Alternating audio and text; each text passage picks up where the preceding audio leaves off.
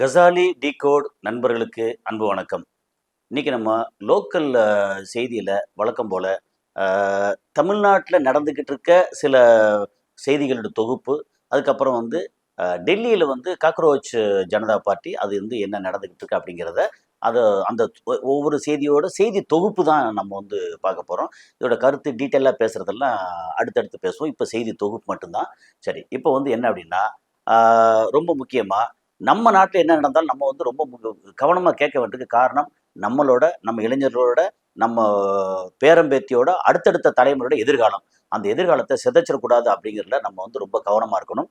அதனால் இப்போ அந்த செய்திகளை சொல்ல போகிறேன். வழக்கம் போல் நான் கசாலி டிகோட். உங்களுடைய ஆதரவு like button, bell button, hype button மூணையும் கிளிக் பண்ணி சப்ஸ்கிரைப் செய்து நண்பர்களுக்கு பகிர்ந்து ஆதரவு தாருங்கள். ஏற்கனவே இங்கே கொடுத்துட்டு ஆதரவுக்கு அபரிமிதமான ஆதரவுக்கு மிக்க நன்றி. இப்போ வந்து நம்ம செய்திக்கு போவோம். இது ஒன்று செய்தி என்ன எடுக்குன்னா அந்த இதை வந்து டீட்டெயில் பேசிடுவோம். எப்படின்னா நம்ம சோனம் வாங்சுக் இருக்கார் இல்லையா, அவர் வந்து வலுக்கட்டாயமாக தூக்கிட்டு போய் ஹாஸ்பிட்டலில் வச்சு அவர் வந்து உயிரை காப்பாற்றுறாங்க. இல்லைன்னா அவர் வந்து நான் செத்தாலும் ஆவியாக வந்து நான் பார்லிமெண்ட்டுக்கு வருவேன்னு சொல்லியிருந்தாரா, இது வந்து ரொம்ப பெரிய இஷ்யூ வந்துடும் அப்படிங்கிறதுக்காக அவர் வந்து வலுக்கட்டாயம் தூக்கிட்டு போனாங்க. இப்போ ஹாஸ்பிட்டலில் இருக்கும்போது என்னென்னா ஜேபி நட்டா அண்டு ஜிதேந்திர சிங் நேரில் போய் எல்லாம் பேசி நாங்கள் வந்து எல்லாத்தையும் இதெல்லாம் பண்ணிக்கிறோம் அப்படின்னு சொன்ன உடனே அவர் உண்ணாவிரத போராட்டத்தை முடித்து கொண்டார். சரி, இப்போ உண்ணாவிரத போராட்டத்தை முடிச்சுட்டாரு. அது வந்து தப்பா ரைட்டா? இவர் வந்து சிஜேபி இந்த மக்களுக்கு ஆதரவா அல்லது தன்னோட பேர் பெருசாக வர்றதுக்கு நம்ம அந்த பழைய கெல்ட்டு மூதேவி ஒன்று இருந்துச்சு அண்ணா ஹசாரேன்னு சொல்லி, அது மாதிரி இவரா அப்படிங்கிற ஒரு சின்ன டவுட்டு இதெல்லாம் வந்து நிறைய இப்போ குரல் வந்துக்கிட்டு இருக்கு. இவரும் அண்ணா ஹசாரே மாதிரி ஒரு ஆளா அல்லது இவர் உண்மையிலேயே வந்து போராட்ட களத்தில் உள்ள முக்கியமான ஆளா அப்படிங்கிற சந்தேகம் நிறைய இடங்கள் எழுப்பப்பட்டிருக்கு. ஆனால் இங்கே வந்தாரு, தூக்கிட்டு போனாங்க. உண்ணாவிரதத்தை அவங்க சொன்னதுனால முடிச்சுக்கிட்டாரு. அப்படின்னா இப்போ செய்தி எல்லாமே சோனம் வாங்சுக் அவர் வந்து உண்ணாவிரதத்தை முடிச்சிட்டாரு அப்படின்னா இப்போ உண்மையிலே போராடிட்டு இருக்காங்களா, லட்சக்கணக்கான பேர் அங்கே போராடிட்டு இருக்காங்க. அந்த போராட்டம் இருக்கு, அது வந்து பிசுபிசுத்து போகுமா இல்லை கண்டினியூ ஆகுமா?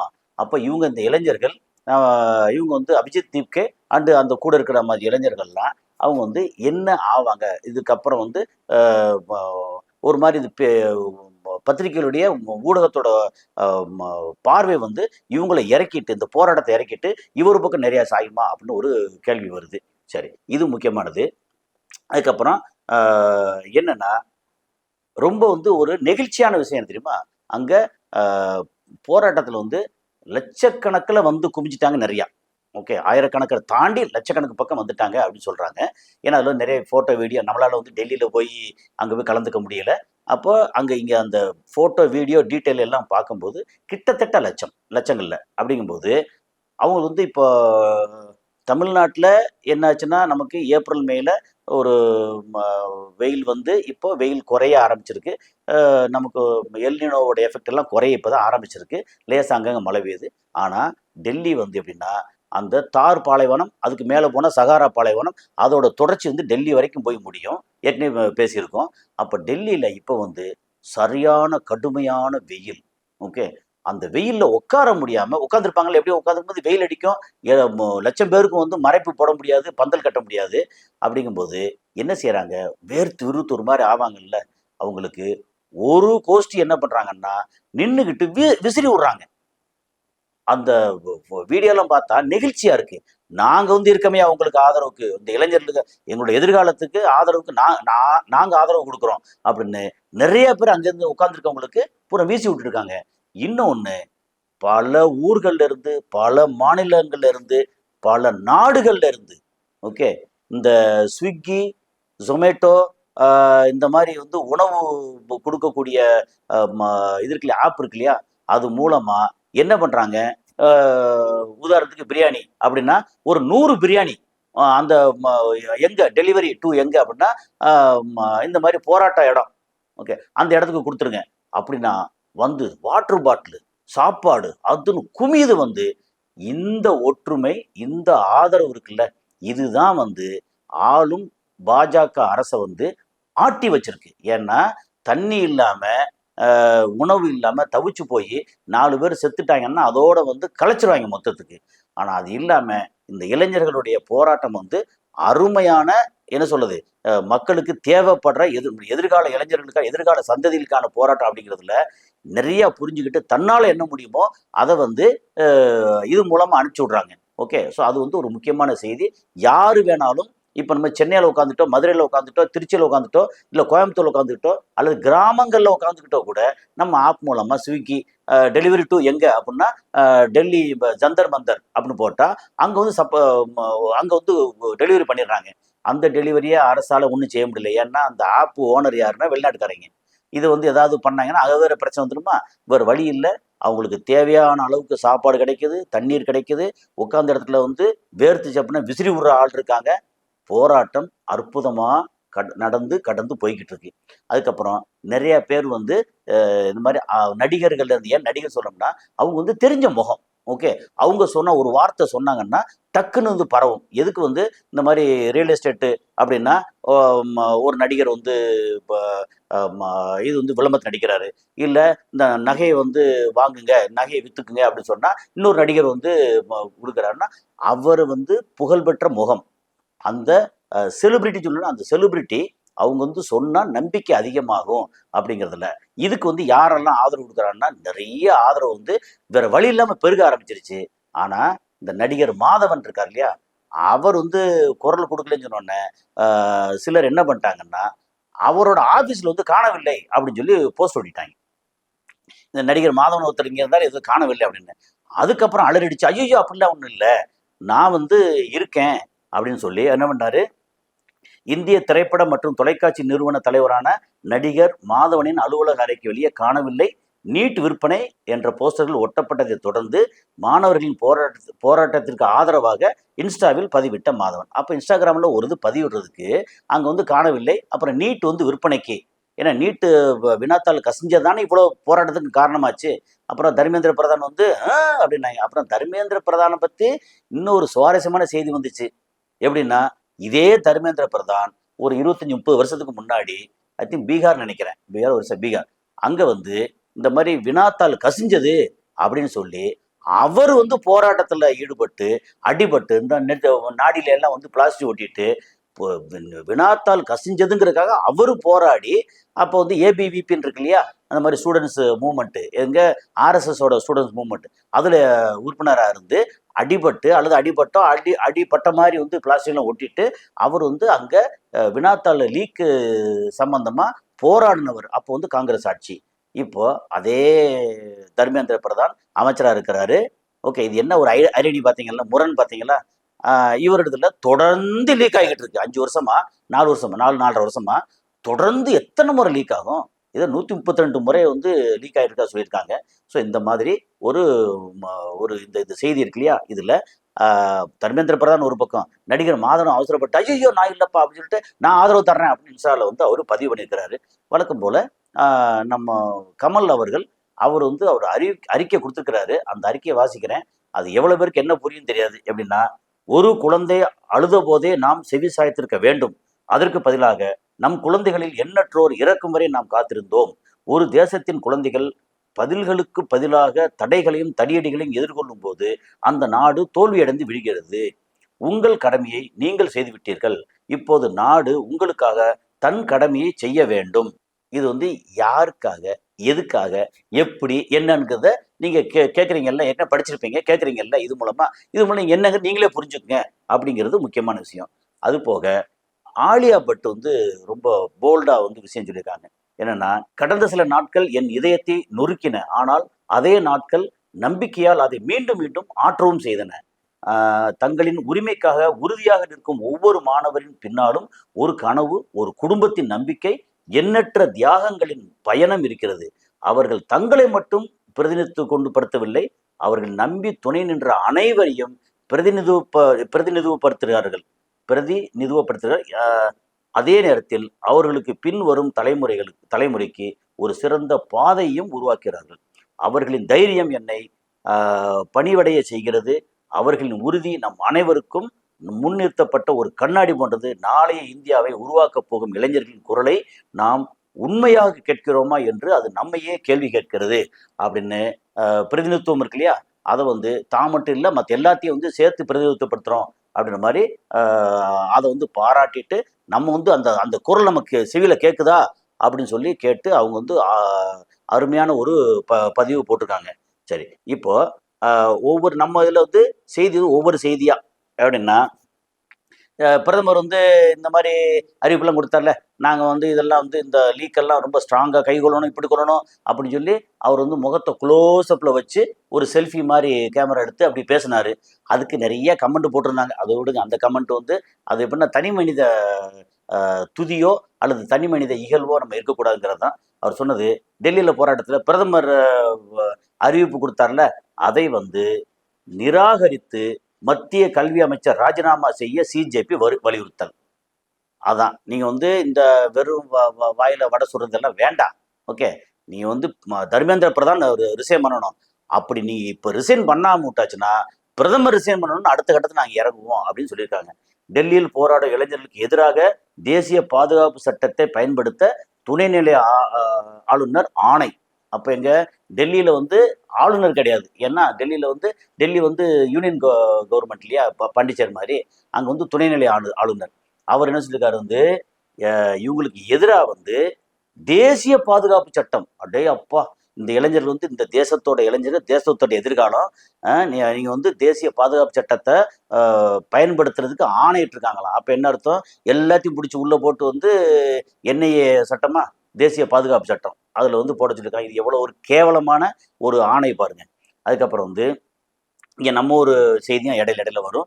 இப்போ கடலூரில் வந்து கச்சா எண்ணெய் குரூட் ஆயில் எடுக்கிறதுக்கு மத்திய அரசு ட்ரை பண்ணோம்.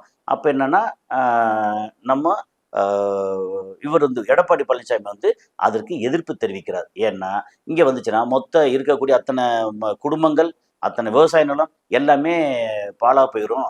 இவங்க வந்து எடுத்துட்டு கடைசியில் எல்லாத்தையும் வந்து அதானிக்கும் அம்பானிக்கும் வித்துட்டு போயிடுவாங்க. நம்ம வந்து பேன் நிற்போம் அப்படிங்கிறது காரணமா அல்ல என்ன காரணம் தெரியல. கடலூரில் கச்சா எண்ணெய் எடுக்கக்கூடாதுன்னு சொல்லி இவர் எதிர்ப்பு தெரிவிச்சிருக்கிறார். ஓகே, அதுக்கான காரணம் கரெக்டாக இன்னும் விளங்கலை. சப்போஸ் இது தெரிஞ்சவங்க வந்து விருப்பு இல்லாமல் என்ன பின்னூட்டம் விடணுமோ உங்கள் கமெண்ட் வந்து பதிவு பண்ணுங்க. அதுக்கப்புறம் வந்து நீதிமன்றம் என்ன சொல்லியிருக்காங்கன்னா, அரசையோ அமைச்சர்களையோ வெறுமனே விமர்சிப்பது பொது அமைதிக்கு எதிரான குற்றமாகாது. சென்னை முதன்மை அமர்வு நீதிமன்றம் கருத்து. இந்த கருத்து அவங்க சொல்றாங்க. ஆனா தாவேகா வந்து அரெஸ்ட் பண்றது பண்ணிட்டு இருக்காங்க. அதுக்கு என்ன மாதிரி அப்படிங்கிறது தெரியல.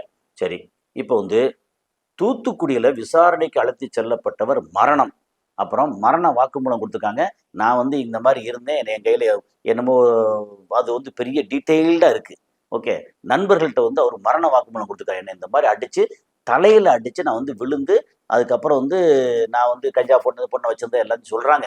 இது வந்து ரொம்ப வேணும்னு இதை பண்ணிட்டாங்க அப்படின்ற மாதிரி போலீஸ் மேலே புகார் என்னது குற்றச்சாட்டி அதுக்கப்புறம் இறந்து போனார். ஏன்னா அவரால் தலையில் அடிபட்டு அவரால் மீள முடியலை.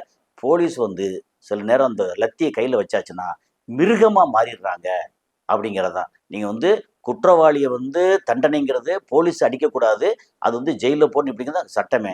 ஆனால் அந்த லத்திங்கிறது இருக்கு இல்லையா, அதை வந்து தவறாக பயன்படுத்துறது. அதுக்கப்புறம் இந்த போலீஸ் வந்து கண்டவன்ட்ட கை நீட்டி காசை வாங்கிட்டு எளிய மக்களை வந்து வதைக்கிறது இன்னும் மாறவே இல்லை. எனக்கு இப்போ வரைக்கும் இங்கே வந்து வடபழனி போலீஸ் ஸ்டேஷன், அதுக்கப்புறம் வந்து இங்கே டி நகரில் இருக்கக்கூடிய டிசி ஆஃபீஸு, அதுக்கப்புறம் இங்கே சென்ட் தாமஸ் மவுண்டில் இருக்கக்கூடிய ஜேசி ஆஃபீஸு, அதுக்கப்புறம் இங்கே வந்து கமிஷனர் ஆஃபீஸு, சிஎம் செல்லு, இது எல்லாத்துக்கும் புகார் அனுப்புகிறேன். ஒன்றும் நடக்கலை. சும்மா அப்படியே கூப்பிட்டு ஓகே இதா கோர்ட்டில் இருக்கா இப்படி இருக்கா அப்படின்னு கேட்டு சும்மா விட்றாங்களே ஒழிய. இங்கே வந்து ஜஸ்டின் ராஜ்னு வந்து ஒரு இன்வெஸ்டிகேஷன் ஆஃபீஸர் எஸ்ஐ ஒருத்தர் வடபழனி போலீஸ் ஸ்டேஷனில் வந்து பார்த்தா, சார் வாங்க சார் கட்டிப்பிடிக்கிறாரு, அப்படி பேசுகிறாரு, என்னென்னமோ பயங்கரமாக பேசுகிறாரு. கடைசியில் பார்த்தா பிம்பிளிக்கை பிளாக்கின்னு போயிடறாங்க. வந்து இவங்க எல்லாம் வந்து என்ன சொல்கிறது, சோத்தை தானே திங்கிறாங்க. ஓகே, இப்போ எனக்காக சொல்லலை, ஜெனரலாக வந்து போலீஸில் வந்து எவ்வளோ பேர் வந்து இன்னும் கேவலமாக நடந்துக்கிட்டு இருக்காங்க. அப்போ அங்கேயும் அதே மாதிரி அங்கே தூத்துக்குடியிலே விசாரணை கொண்டு போயிட்டு அடித்து எல்லாத்தையும் சாகடிச்சிட்டு அதுக்கப்புறம் வந்து இது இல்லை அது இல்லை எப்படி அப்படின்னு சொல்லி ஜோடிக்கிறாங்க. இந்த போலீஸ் வந்து கரெக்டாக திருந்தி ஒழுங்கா தவறு செய்யணும் தண்டனை கொடுங்க, தப்பே இல்லை. ஆனால் போலீஸ்கார நேரடி அடிக்கிறதுக்கு எந்த உரிமையும் கிடையாது. முதல்ல சட்ட ரீதியாக நீங்கள் முதல்ல பழகுங்க அப்படிங்கிறது தான். ஓகே, அடுத்து வந்து திருச்சி அரசு மருத்துவமனையில் வந்து அரசு மருத்துவமனைன்னு சொன்னாலே நம்ம ஊரில் உண்மையிலே சமீபத்தில் ரொம்ப டெவலப்மெண்ட் சூப்பராக இருக்குது. ஆனால் இன்னும் சில இடங்கள்ல மோசமாக இருக்குது. எலி கடிச்சு ஒரு மூதாட்டி திருச்சி அரசு மருத்துவமனையில் மரணம். இது வந்து எங்கே போய் சொல்கிறது? இன்னும் கவனம் தேவை அப்படிங்கிறது தான். அதுக்கப்புறம் வந்து நம்ம ராகுல் காந்தி இருக்கார் இல்லையா, இந்தியாவை வந்து சிதைக்கிறதுக்கு என்னது வரம் வாங்கி வந்த ஒருத்தர். அவர் வந்து சொல்றாரு, இளைஞர்களின் எதிர்காலத்தை பிரதமர் மோடி சிதைத்து விட்டார். இவர் என்னமோ இளைஞர்கள் எதிர்காலத்தை தூக்கி மட்டமா நிறுத்தின மாதிரி. இவரால் தான் வந்து இத்தனை வருஷம் இன்னும் பிஜேபி ஆண்டுகிட்டு இருக்கு. ஒவ்வொரு மாநிலத்தையும் வந்து காங்கிரஸை பூரா ஒழிச்சிட்டு கடைசியில் எல்லாத்தையும் தூக்கி போட்டு அவர் வெளிநாட்டுக்கு எங்கே போய் செட்டில் ஆகக்கூடியவர்.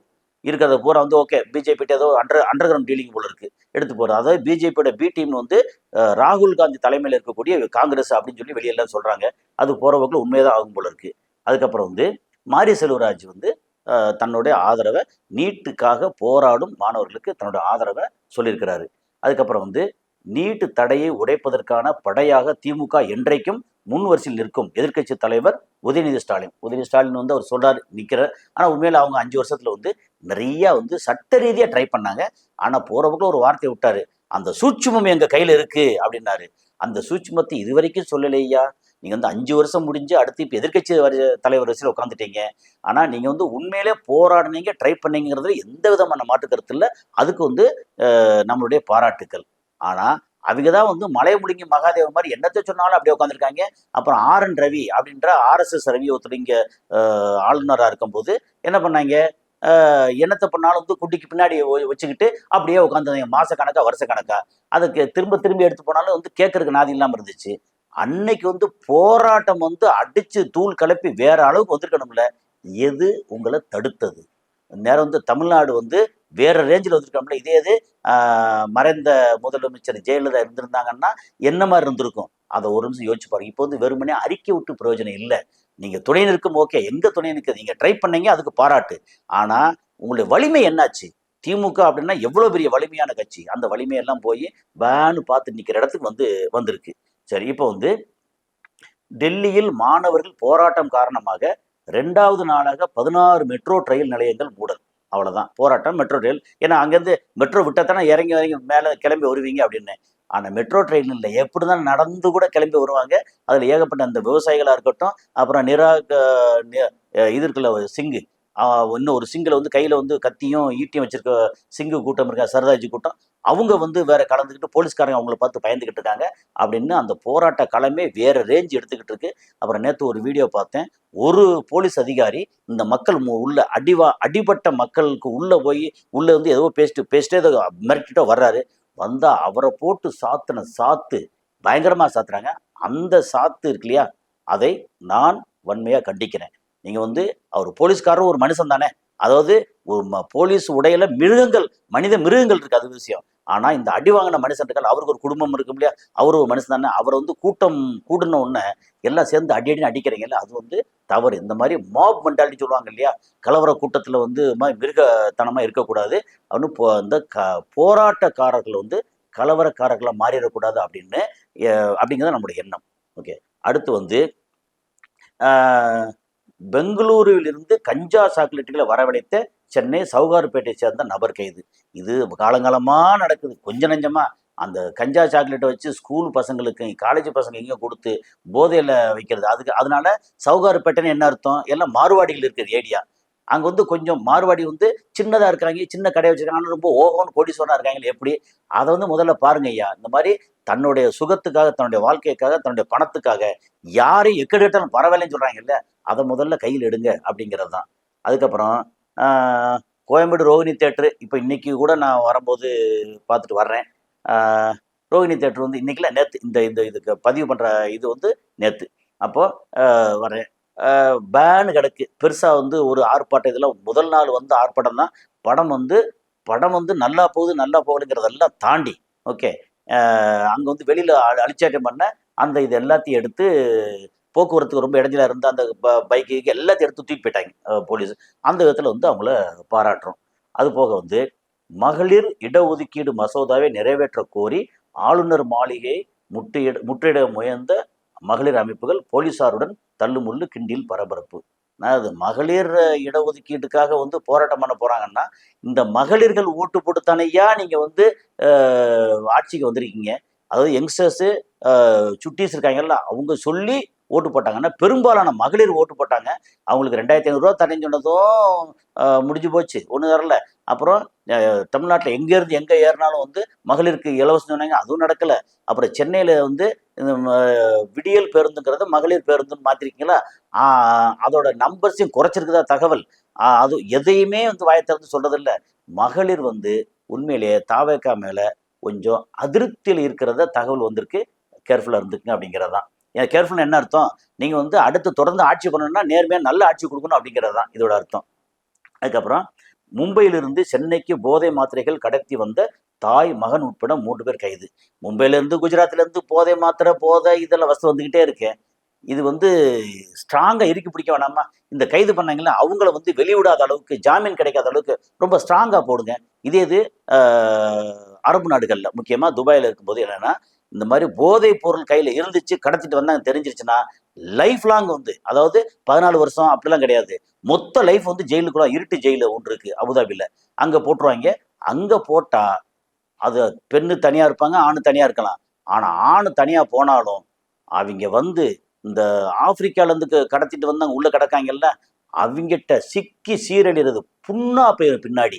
அந்த அளவுக்கு பண்ணுவாங்க.